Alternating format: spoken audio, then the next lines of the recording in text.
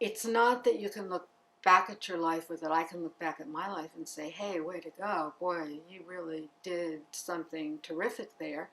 It's much more a sense of what can I do next? What matters enough for me to be willing to put it on the line again and do this again and take this risk again? And what it offers, I think, to me and to anybody else, is the sense of living your life the way a life should be lived, living a meaningful life. I mean, that seems to me as an idea to have fallen out of currency.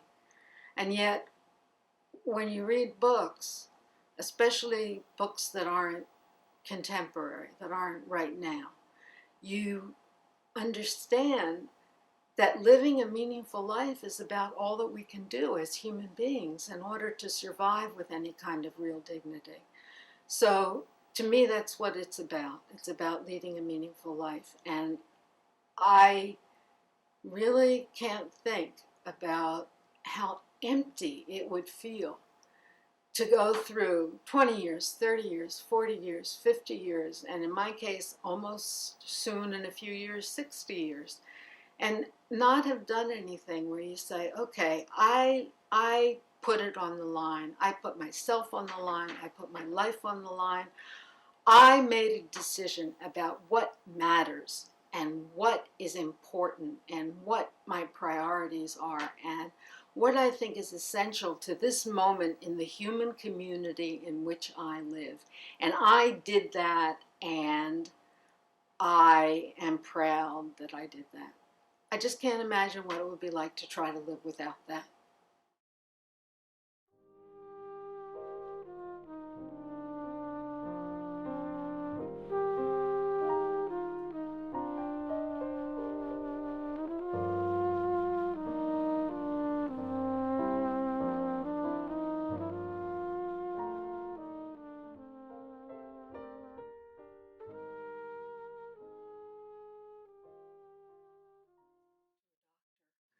I went to the newspapers about the sadism in the Women's House of Detention. There was a constant jail etiquette of internal examinations and endless internal searches. They always said they were looking for heroin, but they would just, like lay you down and put their fingers up you whenever they wanted to. And they disrobed you and had you naked in the showers and make you take all kinds of strange positions. Again, they said they were looking for drugs. They were able to do this and to get away with this because most of the women in the jail were women who had been in prostitution. And nobody cared what happened to them at all. I mean, in any way, shape, or form, at all. And so when I went to the newspapers, they only cared because I went to a very exclusive girls' college called Bennington College in Vermont. And it was hot, sensational news that I had been hurt in this particular way. My family virtually disowned me, even though I felt I had just been putting into practice what they had taught me to do, which is if you see injustice, you do something about it. And I was 18 and I was sort of left alone to try to fight against this jail, which I did. I continued to do. And it was a very formative experience for me because I learned that you have to be willing to stand up against all the forces of inertia, all the forces that want to keep things the same no matter how bad they are. They just want them to stay the same. And so that was a crucial formative experience for me. And of course, at the time that this happened, which was in 1965, early 1965, the women's movement didn't exist yet. And we had no name for sexual abuse, which is, of course, what had happened to me.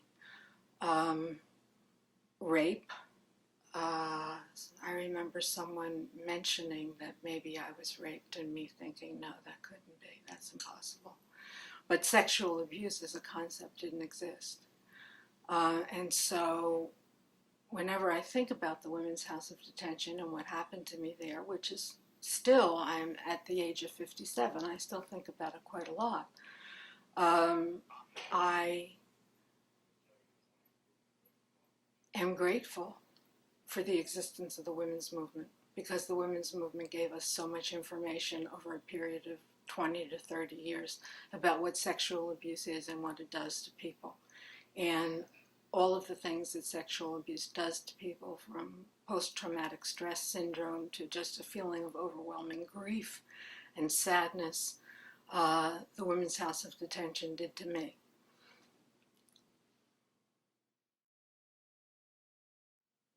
Well, it was interesting because I was working for the Student Peace Union at the time. And when I told those people what had happened to me, they were just utterly dismissive. Their view was I was a white girl who was so spoiled that she was upset when this was done to me. Middle class, worthless.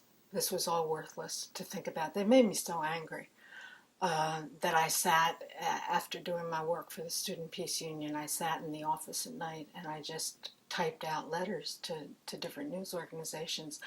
I think, if the truth be told, that what made me do it is that I really believed what my parents had taught me, especially my father, who was a man of extraordinary caring and compassion.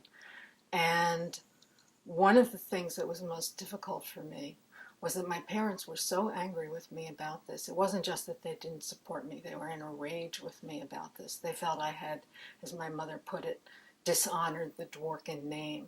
And I thought, my God, what is that? I mean, my grandfather Dworkin ran from conscription under the Russians and came to the United States. What is this dishonoring the Dworkin name? And my mother said she wanted to lock me up like the animal I was. I mean, it was very, very bad. And I was very bewildered because I kept saying to my parents, look, I've done what you taught me to do. You taught me to do this. And what I learned from it is that actually when you do something that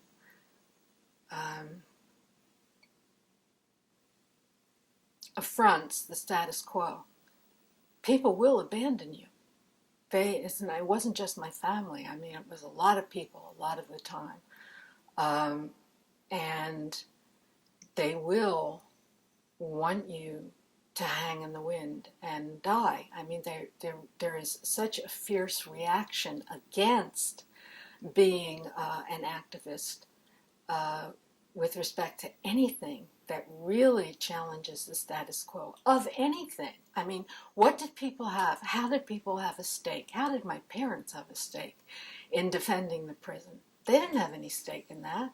What they had a stake in was not being disturbed and bothered by the conflict, by the challenge, by the language, by the happenings of what it takes when you start to tell the truth. And, I learned a lot from it. I really learned a lot from it. Not all of it was, good to know, but you need to know what's true.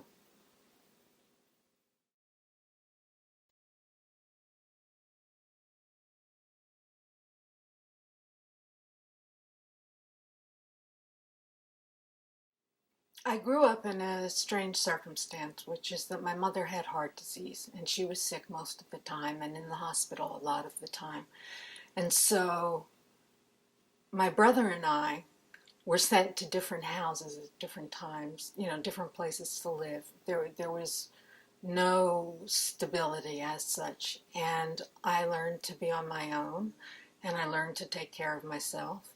And when I was at home, I was like the woman of the house. I did the ironing, I did the dishes, I did all the things that my mother couldn't do that would have been her assigned role at that time. And I was very independent. Not that I don't have big parts of my personality that are submissive, because I do, like most women. I fight it all the time. But my mother and I were in constant conflict because she was the one who felt she was responsible for creating a conformist daughter. And I was never conformist. I always did the opposite of what she wanted me to do. Not purposefully, I wasn't trying to hurt her by doing that. But I grew up alone. And I grew up to be myself. And by the time I was 12 years old, I was pretty independent. I could take care of myself in almost every way. And I was affronted by having to go to school and being treated like a child all the time. It was an affront to me. And I tried to get myself out of school into an academic high school in Philadelphia where I felt I would get a better education, but my father wouldn't allow it. He said that one needed social development as well, and when it came to that, I was a child. I thought he was wrong. But the fact of the matter was, I had to go to school, which I hated. I was lucky in that I committed a lot of antisocial acts when I was a teenager, and my grades were always good enough that nobody could really reach me. They couldn't get me. So I lived a life in opposition from the time I was very, very young. And I have to say that fighting with my mother made me very strong. It really did. I mean, standing up to her and saying, no, I won't do that, and not ever wanting to have been married and have children, but having a different idea of what I wanted to do with my life at a time when that was very uncommon. It made me strong. And her illness made me strong. And she knew that, and she hated it, and I don't blame her for hating it. But the fact of the matter is that I was independent long before I was adult.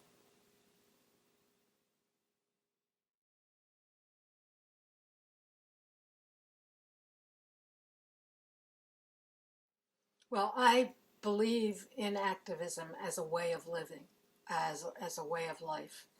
And as I grew in my activism, what I learned was that one should never be alone in the way that I was in the Women's House of Detention fight, but that ideally one is always with peers and sisters and comrades who are willing to take on responsibility for dissent. And so the other thing about my life is that I am a writer. Writing is what I value very deeply, but I have always had the aspiration of being a political writer. I have never agreed with the argument that that somehow degrades or destroys writing. I believe that all writing has a politics, and that I want mine to be animated by the spirit of activism and the spirit of women especially coming together to be able to do something about the injustices that we experience.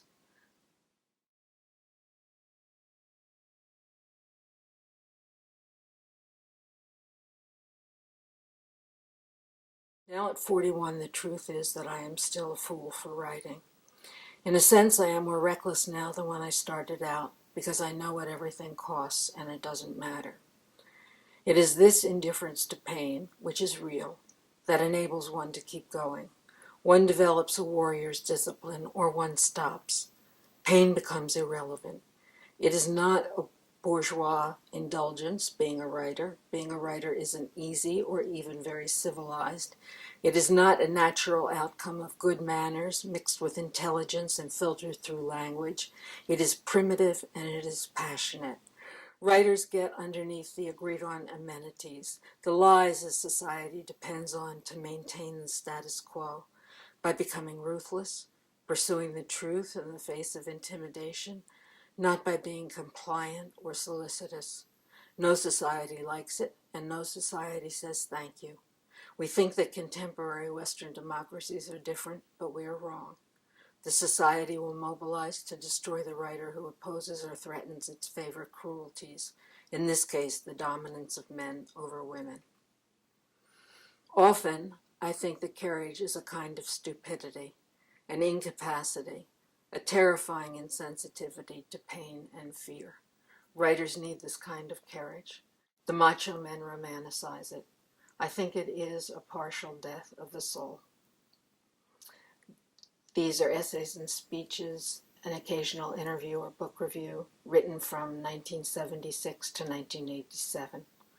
I wrote them to communicate and to survive, as a writer and as a woman. For me, the two are one. I wrote them because I care about fairness and justice for women. I wrote them because I believe in bearing witness, and I have seen a lot.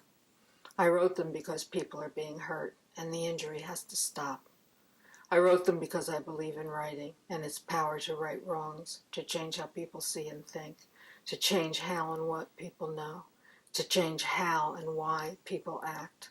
I wrote them out of the conviction, Quaker in its origin, that one must speak truth to power. This is the basic premise for all my work as a feminist, activism or writing. I wrote these pieces because I believe that women must wage a war against silence, against socially coerced silence, against politically preordained silence, against economically choreographed silence, against the silence created by the pain and despair of sexual abuse and second-class status. As I wrote these essays, gave these speeches because I believe in people, that we can disavow cruelty and embrace the simple compassion of social equality. I don't know why I believe these things, only that I do believe them and act on them.